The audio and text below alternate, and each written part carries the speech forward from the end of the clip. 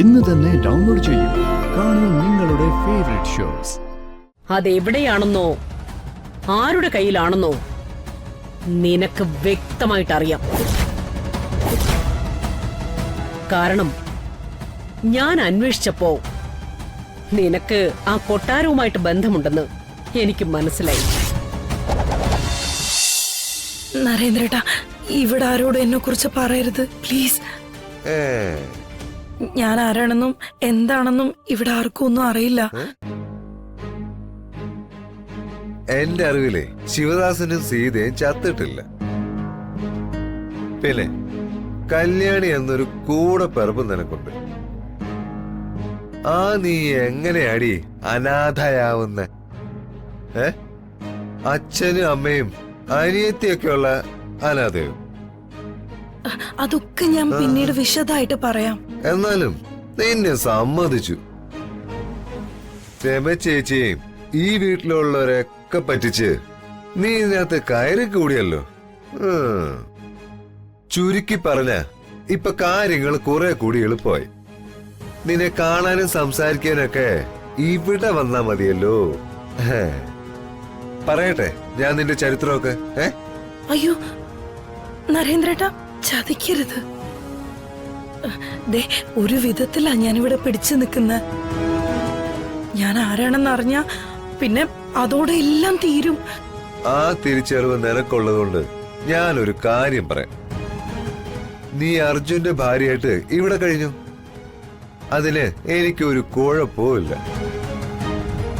പക്ഷേ അനുസരിക്കേണ്ടത് എന്നെയാ.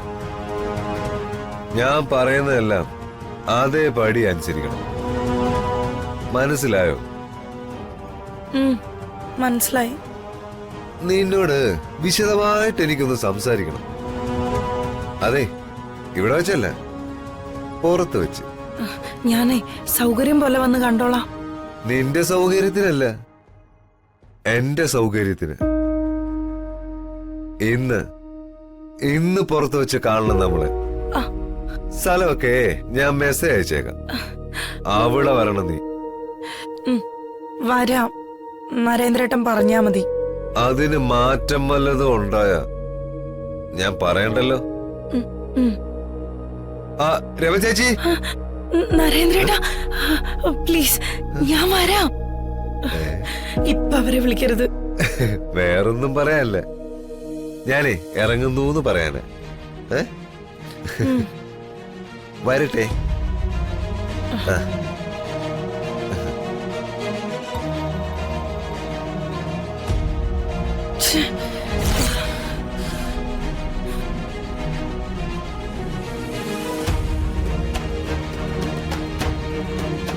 എന്നാ ഞാൻ അറിയട്ടെ ചേച്ചി. നീ പോയിട്ട് വാ.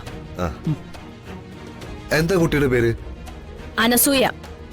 അനസൂയ, നല്ല പേര്. ഭദ്രേട്ടന്റെ മകളാ. പറയുന്നത് മുഖസ്തുതിയാണെന്ന് തോന്നരുത്. കൊച്ചിനെ കാണാൻ നല്ല ഭംഗിയുണ്ട്. വിവാഹപ്രായമൊക്കെ ആയോ? ആരെങ്കിലും കണ്ടുവച്ചിട്ടുണ്ടോ?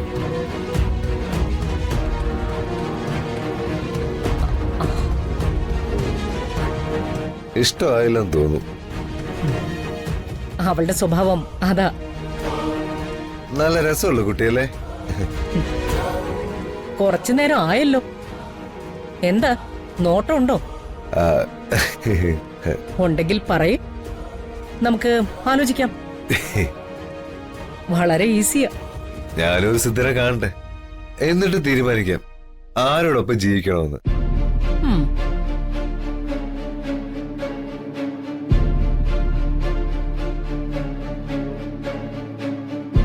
ഇനി ഈശ്വരൻ എനിക്കായി കണ്ടുവച്ചിരിക്കുന്നത് അനസൂയാണോ അതോ വേറെ ആരെങ്കിലും ആണോ എന്നറിയില്ലല്ലോ.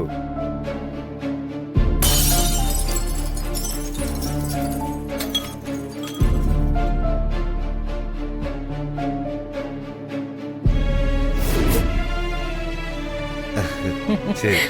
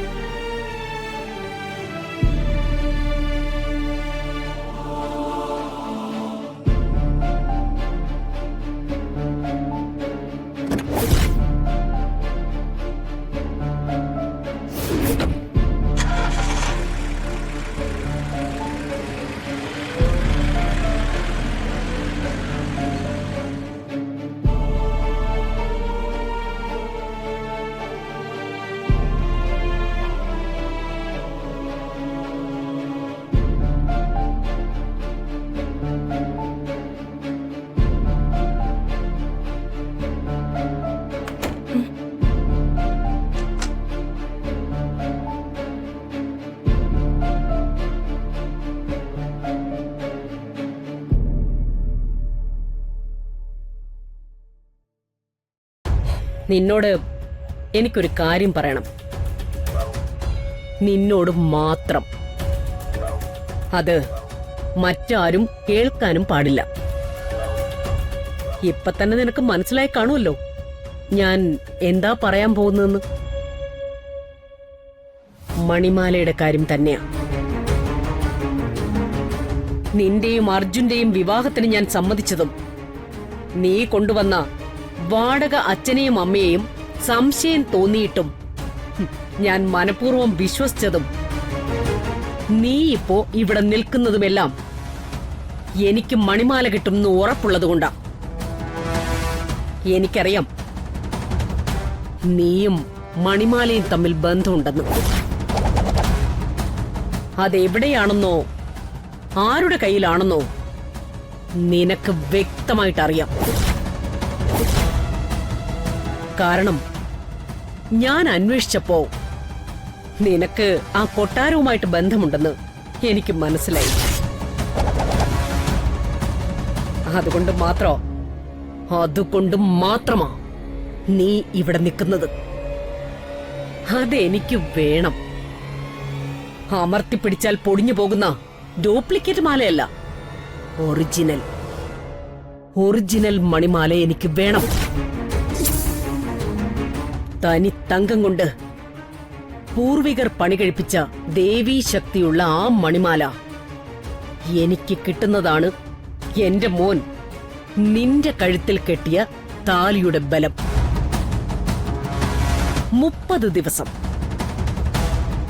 30 ദിവസത്തെ സമയം ഞാൻ നിനക്ക് തരും. മണിമാല എവിടെയുണ്ടെങ്കിലും അത് എന്റെ കയ്യിൽ കിട്ടണം. 30 ദിവസം കൊണ്ട് അത് നടന്നില്ലെങ്കിൽ 31-ാം ദിവസം നീ ഈ വീടിന്റെ പടിക്ക് പുറത്താ.